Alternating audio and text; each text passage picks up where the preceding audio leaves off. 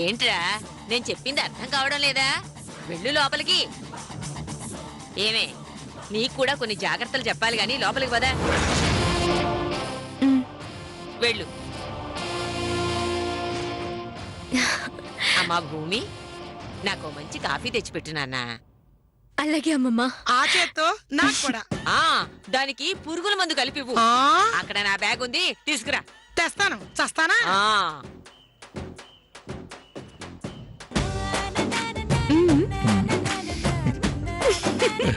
Thank you.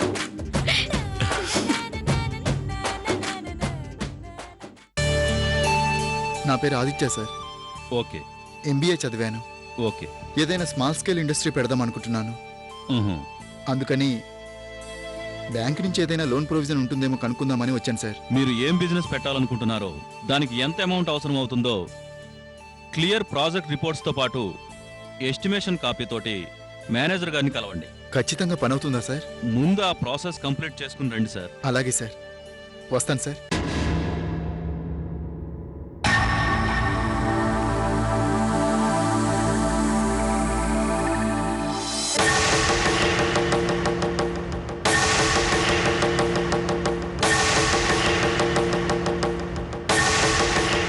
తిను Sindhu. Sorry Sindhu, ఈ ఒక్క పూటకి ఈ ఇడ్లీలతో అడ్జస్ట్ అవ్వు. రేపు ఖచ్చితంగా భోజనం తెస్తాను, ప్లీజ్. ఏంటి అది నువ్వు? ఇదేనా నువ్వు నన్ను అర్థం చేసుకుంది? నేను బాధపడుతుంది నువ్వు భోజనం తీసుకురానందుకు కాదు, నా వల్ల నీకు ఇలాంటి పరిస్థితి వచ్చినందుకు.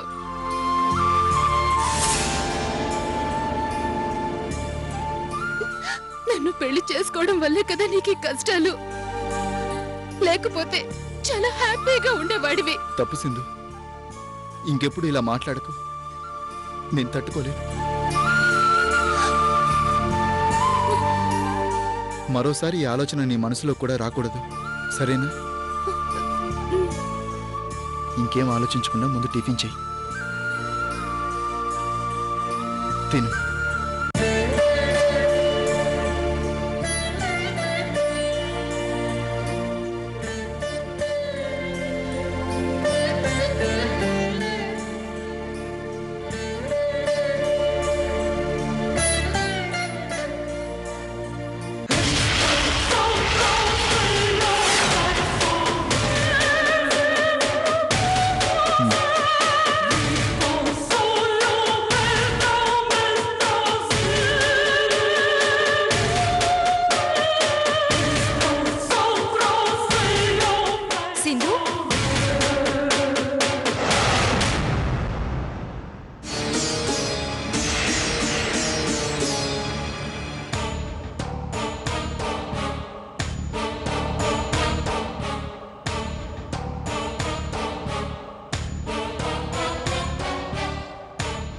ఏంటది ఇది?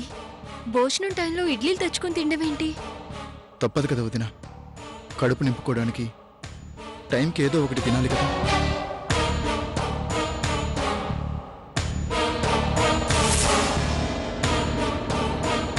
ప్రస్తుతానికి మేము భోజనం తెచ్చుకొని తినే స్థాయిలో లేములే. మతి లేకుండా మాట్లాడేవంటే చంప పగలు కొడతాను. ఇంట్లో భోంచేయదని బయట నుంచి తెచ్చుకొని తినమని ఎవరైనా చెప్పారా మీతో? మాట్లాడవే, చెప్పారా?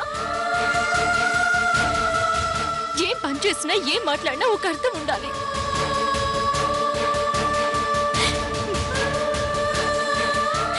సర్లే, మీ అన్నయ్య వెయిట్ చేస్తున్నారు, భోజనానికి రండి.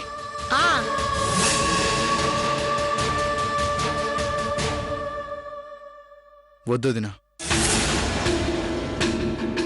అది ఇంత చెప్పాక కూడా ఇలాగే మాట్లాడతావేంటి? ముందు రండి మీరు. అవసరం లేదు వదినా, నాకు ఇంట్లో ఉండటమే ఇష్టం లేదు.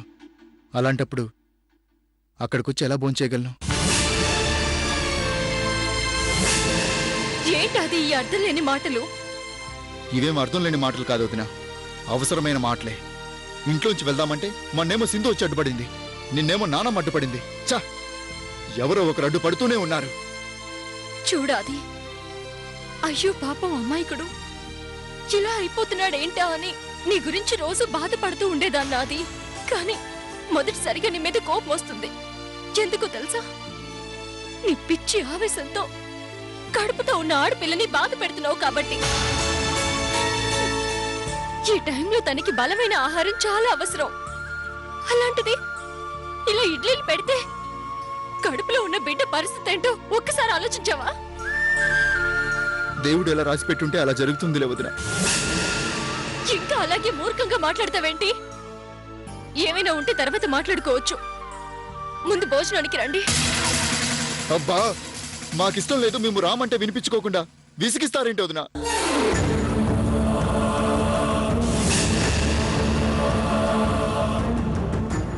మేము ఇలా ఉండటం కూడా మీకు ఇష్టం లేనట్టుంది.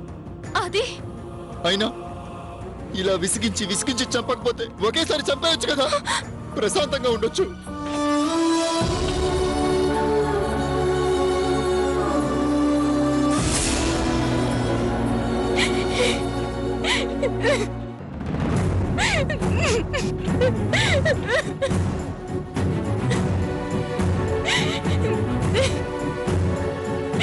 భూమి, ఏమైంది?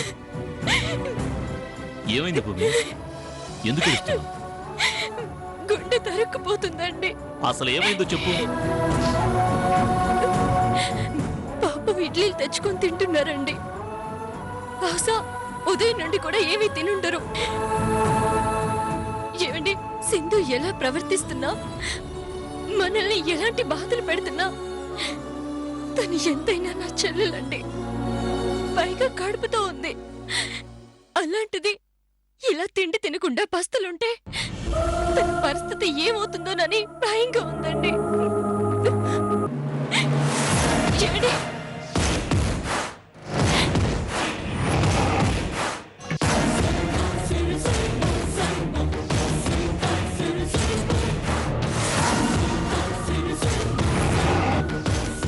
రే ఆది, భోంచెద్దురండి. వద్దనే, ఈ విషయం వదిన కూడా చెప్పాను కదా. రాయ్ పద. అవసరం లేదన్నయ్య, మా తిండి మేము తెచ్చుకొని తింటాం.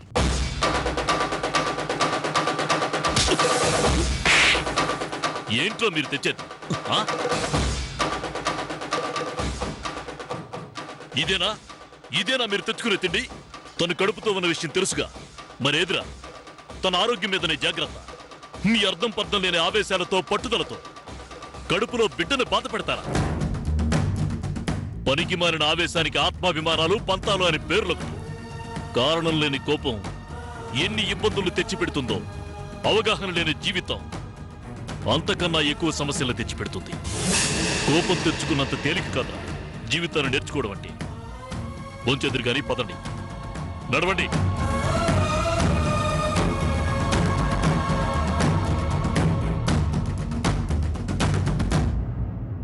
సక్కుబాయి గారు, మీకు స్పెషల్ గా చెప్పాలా?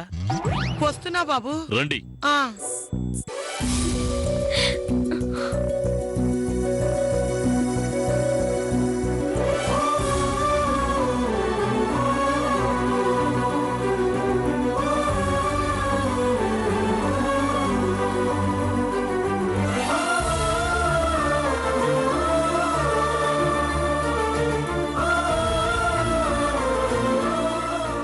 ఇంకోసారి ఎవరైనా అన్నం మీద అలగాలి, అప్పుడు చెబుతాను వాళ్ళ సంగతి. తినండి.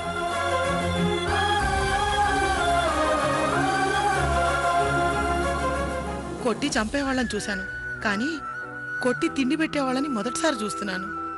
ఏదైతే నేనులే, భోజనం దొరికింది.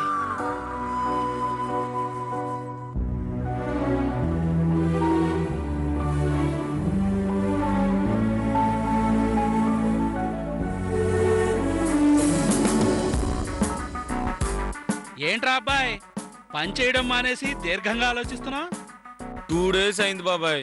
ఏంటి భోంచేసా? లాస్ట్ టైం చూసి. ఎందుకనరా? ఎందుకంటావండి బాబాయ్, ఆ రోజు డ్రామా ఆర్టిస్టులతో కంపు అయింది కదా. ఆ రోజు నుంచి ఈ రోజు దాకా తన ఫేస్ చూపిస్తే ఒట్టు బాబాయ్. నీకు చాలా కష్టం వచ్చిందిరా అబ్బాయి. అవును బాబాయ్, అందుకే కదా ఇంతలా ఆలోచిస్తుంది. దానికి అంతలా ఆలోచించాల్సిందే ఉందిరా, ఫోన్ చేసి మాట్లాడొచ్చుగా. చేయకుండా ఎలా ఉంటాం? ఫోన్ లిఫ్ట్ చేస్తే కదా. అయితే మరి ఇప్పుడేంటి, బ్రేకప్పా అంటే విడిపోయినట్టేనా? అంత ఆనందపడిపోతే ఏంటి బాబాయ్? అలా ఆనందపడకపోతే ఏదైనా మంచి సలహా చెప్పొచ్చు కదా. నీకు ఇల్లు తెలుసా? వీధి తెలుసు. అర్థమైంది బాబాయ్. All the best. Thank you very much. Bye బాబాయ్.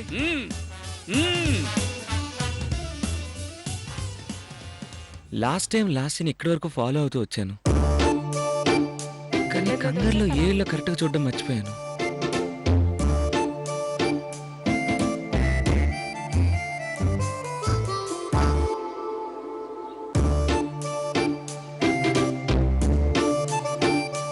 ఖచ్చితంగా ఈ రెండేళ్లలో ఏదో ఒకటి అయి ఉంటుంది.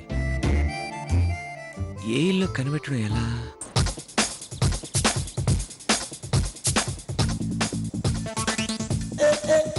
ఐడియా. ఇక్కడ నిలబడి వెయిట్ చేద్దాం. ఏ ఇంట్లోంచి లాస్ట్ బయటకు వస్తే ఆ ఇల్లని ఫిక్స్ అయిపోదాం. లాస్య మామూలుగానే కళ్ళతో స్కాన్ చేసే రకం.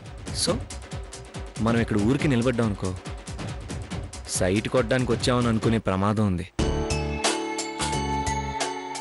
అదే పేపర్ చదువుతూ నిలబడితే పేపర్ చదువుకోవడానికి వచ్చామని అనుకునే అవకాశం ఉంది.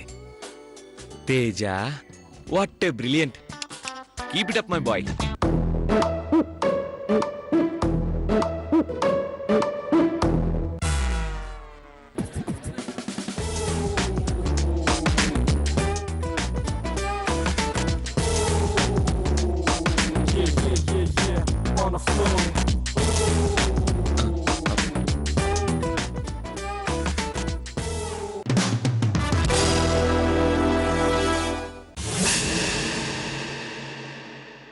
రై తేజ. సార్ మీరా? నమస్తే సార్. ఇట్రా. మీరేంటి సార్ ఇక్కడ? నువ్వేంటి ఇక్కడ? ఫ్రెండ్ కోసం వచ్చాను సార్. ఏ ఇల్లు? ఇక్కడ కాదు సార్, పక్క వీధిలో. మరి ఇక్కడేం చేస్తున్నావు? ఇక్కడ వెయిట్ చేయమంటే వెయిట్ చేస్తున్నాను సార్. సార్ మీకు ఇక్కడ ఎవరైనా తెలిసిన వాళ్ళు ఉన్నారా?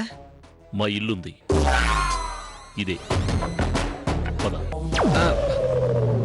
పర్లేదు సార్, ఇంకెప్పుడైనా వస్తాను. ఏయ్, అప్పుడు కూడా వద్దు. ఏం పర్లేదు, జ్యూస్ తగ్గి పెడుతురా. పర్లేదు, పద. కూర్చో. తేజ, నువ్వు నిజంగా బీటెక్ చదువుతున్నావా? ప్రామిస్ సార్, ఇప్పుడు final year.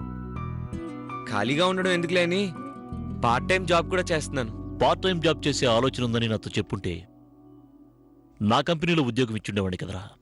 Thank you sir.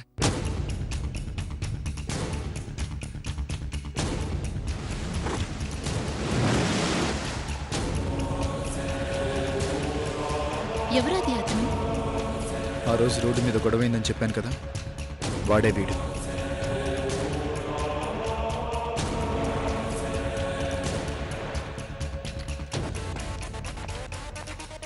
అవునా? ఆ రోజు అతను నీ మీద చేసుకుంటే నీ అన్నయ్య మాట్లాడలేదని చెప్పావు కదా. జనరల్ గా నిన్నెవరైనా ఏమైనా అంటేనే నీ అన్నయ్య ఊరుకోడు. అలాంటిది నీ మీద చేసుకున్న వ్యక్తిని ఇంటికి తీసుకురావడం ఏంటి? పైగా అతనికి ఉద్యోగం ఇస్తానంటవేంటి? అంత ఆశ్చర్యంగా ఉంది. ఛా, ఇవన్నీ చూడటానికేనేమో ఈ ఇంట్లో ఉండాల్సి వస్తుంది. ఆ రోజు నాన్నమ్మ గనక రాకుండా ఉంటే ఈ పాటికి ఇక్కడి నుంచి వెళ్ళిపోయి ఉండేవాళ్ళం. ఆ రోజు ఆగిపోవడానికి ఇంకో కారణం కూడా ఉంది సింధు. మనం బయటికి వెళ్ళిపోతే ఎక్కడికి వెళ్ళామన్న విషయం నానమ్మ దేవరాజ్తో చెప్పే అవకాశం ఉంది. అప్పుడు వాడు నిన్ను నీడలా వెంటాడే ప్రమాదం ఉంది. అది ఆలోచించి కూడా ఆగాను.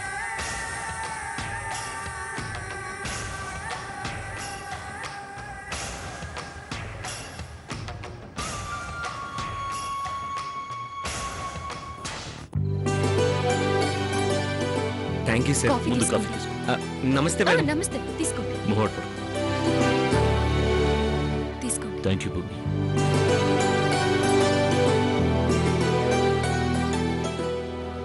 చూడు తేజ, సార్ నీ బీటెక్ కంప్లీట్ అయ్యాక ఒకసారి నన్ను అప్రోచ్ అవ్వు. నా కంపెనీలో నీకు జాబ్ ప్రొవైడ్ చేస్తాను. థ్యాంక్ యూ సార్, కానీ వద్దు సార్, ఏమనుకోద్దు ప్లీజ్. ఎందుకురా? ఎందుకంటే మీ రికమెండేషన్తో నేను జాబ్లో జాయిన్ అయితే అందరూ నన్ను మీ మనిషిలా చూస్తారే తప్ప సాటి ఎంప్లాయీలో చూడరు. ప్రతి విషయాన్ని నేను మీతో చెప్తానని ఆ భయంతో చూస్తారే తప్ప ప్రేమతో చూడరు. అందుకే వద్దంటున్నాను sir. Sorry sir. You idiot. చాలా విచిత్రంగా మాట్లాడుతున్నాడు. ఎవరండి ఇతను? ఇదో విచిత్రమైన పరిచయంలే.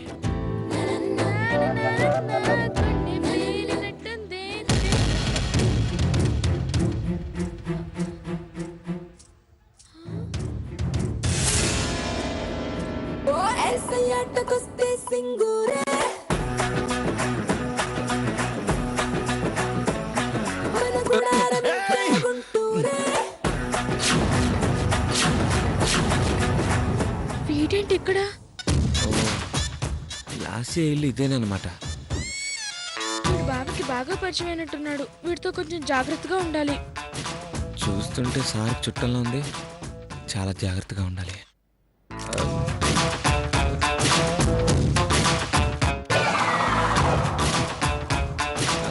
ఇక నేను బయలుదేరుతాను సార్. It's okay. వస్తాను మేడం.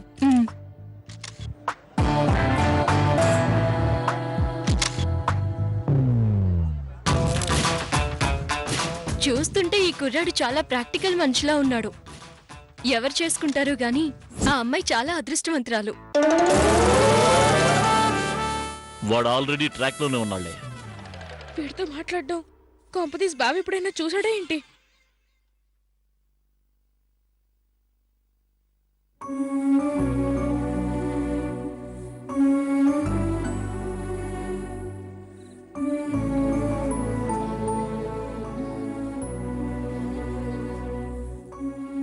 అక్క, ఉమ్, ఈ పూటకి ఏం వెరైటీలు చేసావేంటి?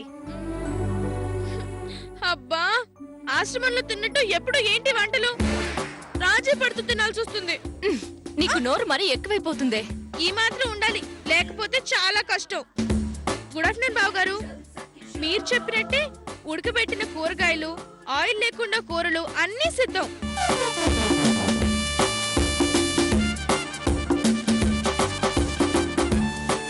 భూమి, ఏంటండి? నానమ్మని ఆది వాళ్ళని పిలిచావా? అమ్మమ్మకి రూమ్ లోనే పెట్టానండి. తను తినేసి పడుకున్నారు. సరే, వెళ్ళి ఆది వాళ్ళని పిలువు. అలాగేనండి. ఇంకేంటి బావ గారు కబుర్లు? బాబోయ్, అనవసరంగా కదిలిచ్చినట్టున్నానుగా.